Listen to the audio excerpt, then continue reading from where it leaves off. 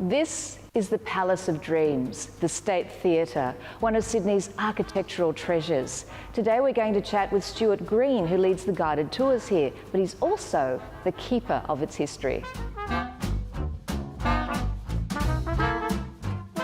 Stuart, looking around, the State Theatre is this incredible mix of it. It's Italianate, it's Gothic, it's Art Deco.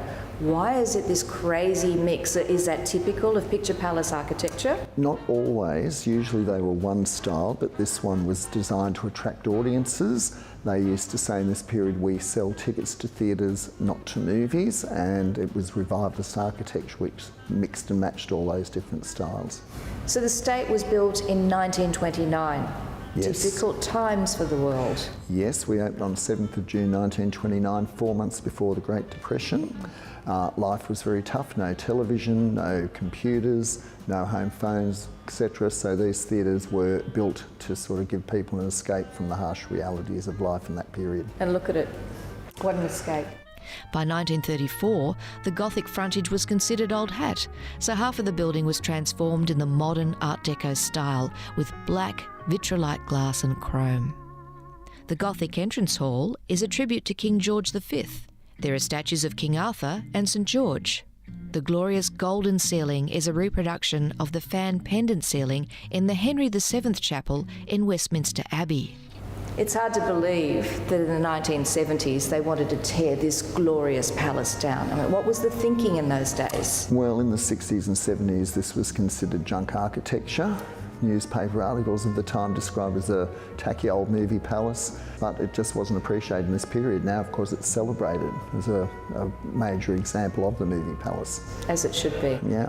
With the development of the stylish QT Hotel, which utilises the Gowings building and the State's old office block, the facade was reinstated, bringing back the knights and gargoyles that had been a feature in the 20s. The magnificent mosaic floors are being painstakingly restored. The State Theatre's called in an 82-year-old master tradesman and his apprentice. The State's neon is new and looking great. It's a reproduction of the original, which had been damaged over the years. Gregory, here you are. Where have you been hiding? I've been looking at all this beautiful artwork, the magnificent collection, and I found a Lindsay, one of my favourite artists. Is that Norman or Lionel? It's Raymond. Norman's first son.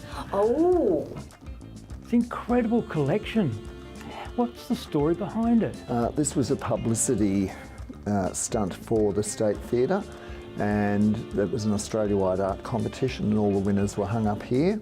And we include such famous artists as William Dobell, Charles Wheeler, Mary Edwards, Howard Ashton, John D. Moore, and also behind us here a Thea Proctor silk fan.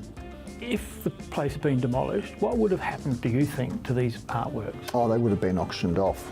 Most of the statuary and so forth would have all been auctioned off. They would have gone into private collections and the public would never have seen them again. That's right. Maybe some of them could have gone overseas. Yes, yeah. We're just so lucky. Yep, certainly are. You know, every time I come to the State Theatre, I just can't take my eyes off that cut crystal chandelier. Claudia, it is absolutely magnificent. I've never seen one so large.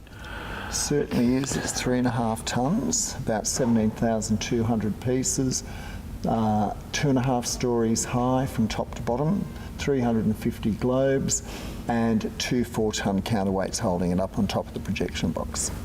And how often do they clean it? Every 6 months. It comes down to seat level, and we've got a scaffold, put a scaffold and plank it to get up to the top.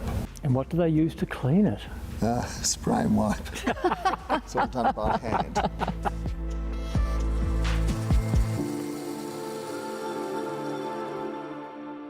Can you believe we're in this magnificent picture palace of dreams that was saved for future generations of Australians to come along and enjoy an evening's entertainment? Oh, it's fabulous, isn't it? And to think we're sitting in the same seats that they did 90 years ago, and 90 more to come, I say. It's incredible, isn't it? It is. Popcorn? If I must.